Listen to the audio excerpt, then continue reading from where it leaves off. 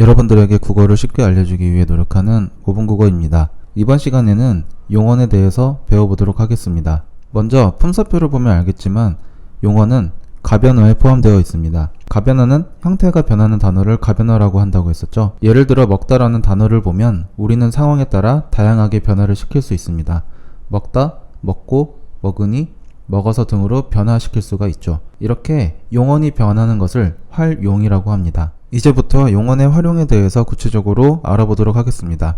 아까 이야기했던 것처럼 용언이 다양한 모습으로 변하는 것이 바로 활용입니다. 그래서 먹다라는 단어가 먹고라고 활용이 되며 먹으니라고도 활용이 되고 먹어서라고도 활용이 됩니다. 아까 먹다를 가지고 우리는 활용을 해보았습니다. 이때 형태가 변화하지 않고 고정되는 부분과 형태가 변화하는 나머지 부분으로 나누어 살펴볼 수가 있습니다. 먹다의 먹은 형태가 변하지 않고 계속 고정되어 있습니다. 이 부분을 어간이라고 합니다. 그리고 다, 고, 은이, 어서처럼 어간 뒤에 붙어 계속 활용을 시켜주죠. 이렇게 변하는 부분을 어미라고 합니다. 정리하자면 용언이 활용할 때 변하지 않는 부분을 어간이라고 하고 변하는 부분을 어미라고 합니다. 어간과 어미는 나중에 나오는 개념인 어근과 접사를 배우게 되면 헷갈리게 됩니다.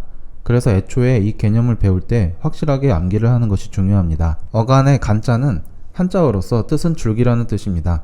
그리고 어미의 미는 꼬리라는 뜻이죠. 이걸 그림으로 그려서 나무라고 생각하면 좀 편하게 암기를 할 수 있습니다. 식물의 줄기는 나중에 나무가 되었을 때 이렇게 단단한 나무의 기둥이 됩니다. 이 기둥은 나무가 사계절을 보내면서 바뀌지 않고 그대로 유지가 됩니다. 그래서 이 나무의 기둥을 어간이라고 생각합시다. 그리고 나무의 꼬리는 위쪽으로 보았을 때 가지들이라고 볼 수 있습니다. 이 가지들은 사계절을 보내면서 계속 형태가 바뀌게 됩니다. 봄에는 싹이 나고 여름에는 잎이 무성하고 가을에는 잎이 노랗게 변하고 가을에는 다 떨어지죠. 이렇게 형태가 계속 변화하는 모습을 어미라고 생각하면 이해하기가 쉽습니다. 어간과 어미를 배웠으니 실제 단어들을 통해서 어간과 어미를 분리시켜 보도록 하겠습니다. 먼저 심었구나부터 보겠습니다. 이 심었구나는 어디에서 온 단어일까요? 바로 심다에서 왔습니다. 그럼 이 심다는 원래 기본형이라고 합니다. 이 똑같은 부분 심이 바로 어간이라고 볼 수가 있습니다. 그럼 각각의 단어들도 어간을 분리할 수가 있습니다. 먹었겠다는 원래 먹다에서 왔죠? 그러면 겹치는 부분은 먹입니다. 이 먹이 어간이 되고요. 붙겠지만의 원래 기본형은 붙다입니다. 이 붙이 공통되므로 이 붙이 어간이 됩니다. 읽는다는 마찬가지로 읽다에서 왔죠? 마찬가지로 읽도 공통되기 때문에 이 읽을 어간이라고 봅니다. 그 다음에 작다는 마찬가지로 작다가 기본형 그대로네요. 그래서 앞에 있는 작이 어간이 됩니다. 달리시니는 달리다에서 왔죠? 달리가 겹치는 부분이니까 달리를 어간이라고 생각하면 됩니다. 이 어간에는 뒤에 이런 하이픈을 붙여줘서 뒤에 어떤 것이 붙을 수 있는 것을 표현해 줍니다. 이렇게 어간을 나누어 봤는데요. 심었구나의 심, 먹었겠다의 먹, 붙겠지만의 붙, 읽는다의 읽, 작다의 작을 우리가 어간으로 나눴습니다. 그러면 나머지 남은 부분을 바로 우리가 어미라고 할 수가 있겠네요. 그런데 어미 역시도 더 나누어 볼 수가 있습니다.